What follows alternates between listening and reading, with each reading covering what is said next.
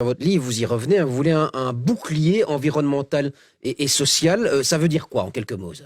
En quelques mots, ça veut dire simplement que chaque fois qu'on essaye de faire mieux au niveau environnemental, social, on se rend compte qu'il y a un autre pays ailleurs qui ne respecte pas les mêmes règles. Donc, je vais donner deux exemples concrets. On l'a encore parlé avec les agriculteurs il n'y a pas longtemps au niveau de l'atrazine. L'atrazine qui est mauvais pour la santé, qui risque de faire des malformations chez les nouveau-nés.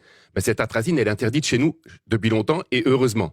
Mais dans le même temps, en Nouvelle-Zélande, ce produit est encore accepté et on importe les produits qui sont fabriqués avec cet herbicide très nocif chez nous, ce qui coûte beaucoup moins cher, et évidemment nos agriculteurs sont mis sous pression.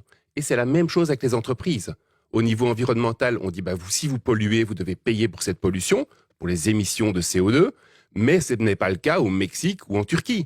Et donc en Turquie, on produit moins cher et nos entreprises se délocalisent. Donc, Yvan Verhofstadt, on referme l'Europe, on remet en place une sorte de protectionnisme et des barrières, c'est ça que vous voulez? Soyons clairs, moi je ne suis pas du tout contre le libre-échange. La seule chose, c'est que je veux que tout le monde respecte les mêmes règles. Et donc les mêmes règles, on ne joue pas dans une équipe à 11 et dans l'autre équipe à 13 en prenant la balle en main. Non, il faut veiller, et c'est ça le rôle de l'Europe. C'est de protéger nos emplois, nos agriculteurs, nos industries, en veillant à ce que tout le monde suive les mêmes standards.